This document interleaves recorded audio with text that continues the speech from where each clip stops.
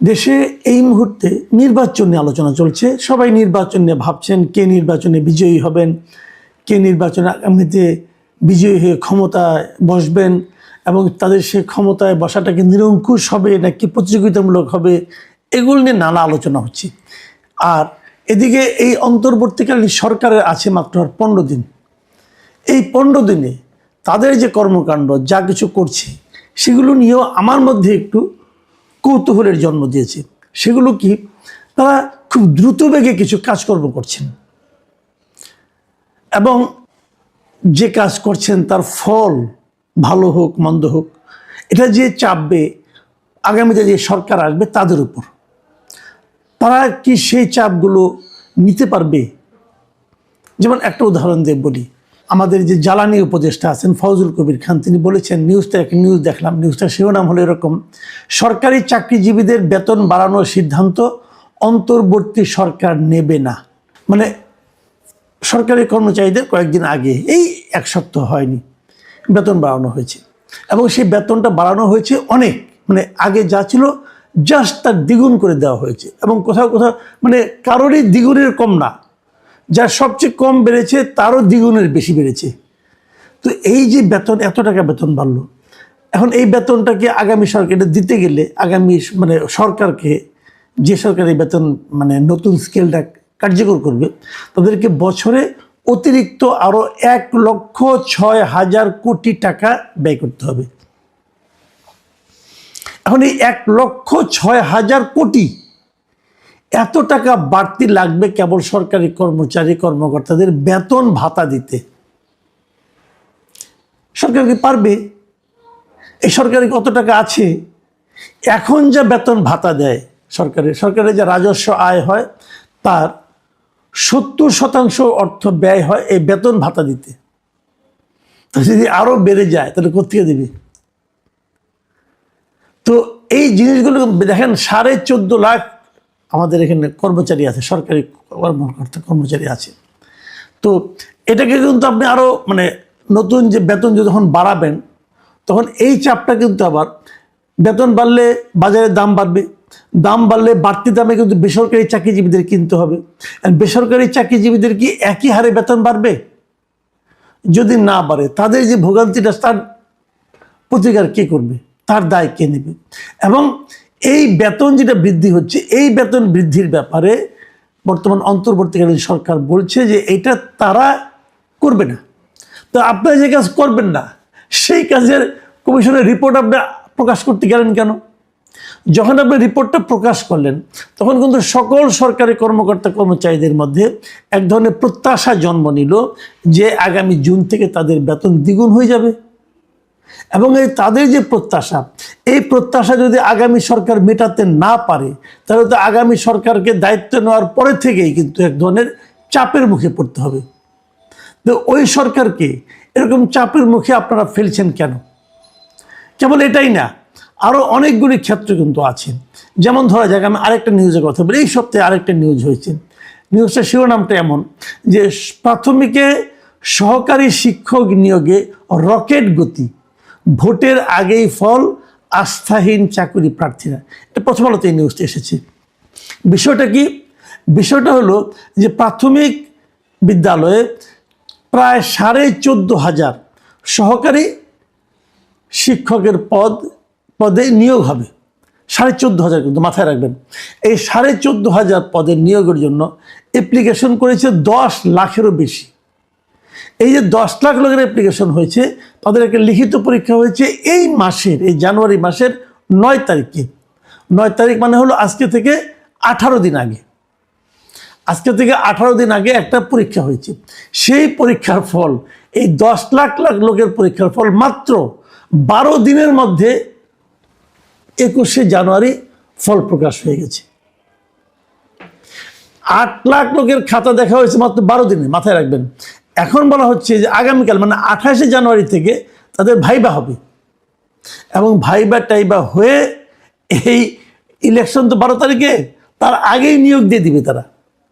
তো নিয়োগ যদি দিয়ে দেন, এদের প্রথম বেতনটা দিতে হবে কাদেরকে? নতুন যে সরকার আসবে তাদেরকে। এখন নতুন সরকারকে এই 12,500 লোকের বেতন ভাতা দেওয়া পারবে? আবার প্রশ্ন করছি, এত দ্রুত আপনি ফল প্রকাশ করলেন, এত দ্রুত আপনি ভাইবা নিলেন, এত দ্রুত চাকরির পুরো প্রক্রিয়াটাই শেষ করলেন, তো এটা এত তাড়াতাড়ি কেন করলেন? দেখেন, যখন এই পরীক্ষাটা হয় 9 তারিখে, তখন কিন্তু এই প্রশ্নপত্র ফাঁস হওয়ার কথাও কিন্তু বাজারে এসেছিল, বা প্রশ্নপত্র পরীক্ষা শুরু হওয়ার আধা ঘন্টার মধ্যে সোশ্যাল মিডিয়ায় চলে এসেছিল। তার মানে পরীক্ষার যে অসাধারণ ভালো কোনো পরীক্ষা হয়েছে, ভালো কোনো পদ্ধতিতে হয়েছে, তাও বলা যাবে না। এই পরীক্ষা নিয়েও বিতর্ক আছে। এবং এত দ্রুত শেষ করতে চাচ্ছেন কেন? তার মানে কি, এমন কিছু লোককে অথবা এমন কোনো গোষ্ঠীর লোকজনকে এখানে নিয়োগ দেওয়া হচ্ছে যাদের নাকি পরবর্তী সরকার যদি ঠান্ডা মাথায় নিয়োগ দেয় তাহলে তাদের নিয়োগ নাও হতে পারে। তাদের নিয়োগটাকে নিশ্চিত করার জন্য কি তাড়াহুড়া করা হচ্ছে? এটা একটা বড় প্রশ্ন। এই প্রশ্নটা আমি আরও এই কারণে করছি যে আপনারা এর মধ্যে শুনেছেন যে বিএনপির চেয়ারম্যান তারেক রহমান সাহেব একটা কথা বলেছিলেন। উনি বলেছিলেন ওনার প্রথম নজর থাকবে প্রাথমিক শিক্ষার প্রতি, এবং উনি বলেছিলেন যে প্রাথমিক শিক্ষকগুলিতে মানসম্পন্ন শিক্ষক নিয়োগ করতে হবে। তাহলে উনি যেটা বলেছেন ওইটাকে কি ভণ্ডুল করে দেওয়ার জন্য, ওইটা যদি উনি মানসম্পন্ন শিক্ষক নিয়োগ না করতে পারেন, সেই জন্যই কি এই কাজগুলি করা হচ্ছে? মানে আগে ভাগে এমন একটা বাস্তবতা তৈরি করে দেওয়া হবে যেন নতুন সরকার এসে নিজেদের মতো করে কোনো সিদ্ধান্তই নিতে না পারে। এটাই কি ঘটনা? ঠিক আছে, আমি আরেকটা ঘটনা বলি। আপনাদের মনে আছে গত নভেম্বর মাসে আমরা জেনেছিলাম যে সরকার 2টা টার্মিনাল, মানে বন্দর আর কি, সমুদ্র বন্দর কন্টেনার টার্মিনাল, তারা অলরেডি বিদেশি অপারেটরদের কাছে লিজ দিয়ে দিছে। চট্টগ্রামের লালদিয়া কন্টেনার টার্মিনাল যেটা, সেটা 30 বছরের জন্য লিজ দেওয়া হয়েছে ডেনমার্কের একটা বেসরকারি প্রতিষ্ঠানের কাছে। 30 বছর কিন্তু। আর ঢাকার কেরানীগঞ্জের পানগাঁও যে নৌ টার্মিনাল আছে, এটার পরিচালনার দায়িত্ব 22 বছরের জন্য দেওয়া হয়েছে সুইজারল্যান্ডের একটা প্রতিষ্ঠানের কাছে। প্রশ্ন হচ্ছে যে এই সরকারের মেয়াদ হলো মাত্র 1.5 বছর, এখন আছে আর 15 দিন। এই 1.5 বছরের একটা সরকার এই 30 বছর অথবা 22 বছরের জন্য লিজ দেওয়ার কি তাদের কোনো এখতিয়ার আছে? অথবা এই যে 2টা লিজ হয়েছে, এই লিজগুলি কি আন্তর্জাতিক টেন্ডারের মাধ্যমে হয়েছে? কি প্রক্রিয়া হয়েছে কেউ জানে না, কিন্তু সম্পূর্ণ অস্বচ্ছ একটা প্রক্রিয়ায় এগুলি করা হয়েছে। কেন? এবং যদি এই প্রক্রিয়াটা আমাদের দেশের জন্য লাভজনক না হয়, তাহলে এই অলাভের অথবা এই ক্ষতির ভারটা কাদের উপর গিয়ে পড়বে?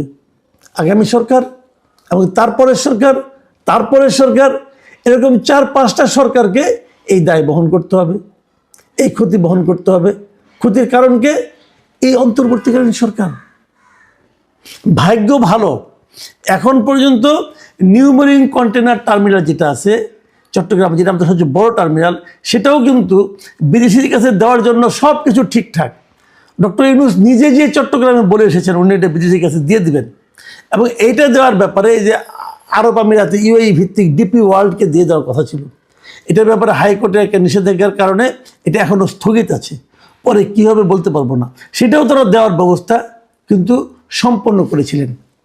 ঠিক এই জায়গাটাতে আমার কথা যে আপনারা এমন এমন কাজ কেন করছেন যে কাজগুলো করার দায়িত্বই আপনাকে দেওয়া হয়নি।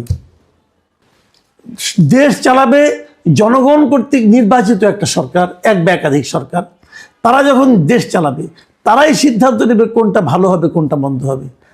আপনি কে এগুলি আগাম করে যাওয়ার এবং তাদের মাথার উপর কতগুলি বোঝা চাপিয়ে দেওয়ার জন্য আপনাদের এই প্রচেষ্টা কেন? আপনাদের দায়িত্ব ছিল ডে টু ডে কাজ করা। বড় বড় কথা বলছেন সংস্কার নিয়ে, সংস্কার করার জন্যই বা আপনাকে এখতিয়ার কে দিল? তারও যে বড় কথা, আপনারা যে সংস্কারটা করেছেন, মানে করতে চাচ্ছেন, যে প্রস্তাবনা নিয়ে আসছেন, সেই প্রস্তাবনা তৈরি করার মতো সক্ষমতা কি আপনাদের আছে? আপনারা কি যোগ্য লোক? এটারও তো প্রশ্ন আমার একটা আছে। যারা এই সংস্কার প্রস্তাবগুলো তৈরি করেছে এদের কিন্তু আমি যোগ্য মনে করি না। প্রস্তাবগুলো তো ভালো হয়নি, 2-1টা প্রস্তাব ভালো হতে পারে, আংশিক ভালো। তো সবার জন্য গ্রহণযোগ্য একটা প্রস্তাব কি আপনারা তৈরি করতে পেরেছেন? যদি পারতেন তাহলে এতগুলির মধ্যে এই সংস্কার জুলাই সনদের মধ্যে এত এত বিভিন্ন পলিটিক্যাল পার্টির এত এত নোট অফ ডিসেন্ট পড়লো কেন? এবং নোট অফ ডিসেন্ট দেওয়া সত্ত্বেও সেটাকে আপনারা আবার হানা ভোটের মাধ্যমে পাশ করিয়ে আনার চেষ্টা করছেন কেন? আরেকটা কথা বলে শেষ করি। দেখুন, এই যে রাষ্ট্রপতির যে অধ্যাদেশ যদি হানা ভোটে পাশ হয়, নিয়মটা কি হচ্ছে? এখন যে ইলেকশনটা হবে, মাথায় রাখবেন, এই ইলেকশনটা হওয়ার পর কিন্তু এরা যে নকশাটা করছে আর কি, এই অন্তর্বর্তী সরকার যে নমুনাটা করছে, সেটা হলো এই যে ইলেকশনটা হবে, এই ইলেকশনটা হওয়ার পর এই এমপিরা কিন্তু যেই প্রথম দিনে কিন্তু সংসদে বসবে না। প্রথমে তারা 3 মাসের মধ্যে 3 মাস সময় পাবে এই জুলাই সনদকে পাশ করার জন্য। তাহলে এই সময় তাহলে কি নতুন সংসদ হবে না? যদি নতুন সংসদ না বসে তাহলে সরকার প্রধান কি হবে? তাহলে কি এই জুলাই সনদ পাশ হওয়ার আগ পর্যন্ত ডক্টর ইউনূস থাকবেন সরকার প্রধান? দেখা যায় আরেক নকশা। এই সমস্ত প্রশ্ন কিন্তু পলিটিক্যাল পার্টিগুলো করছে না। কেন করছে না আমি জানি না।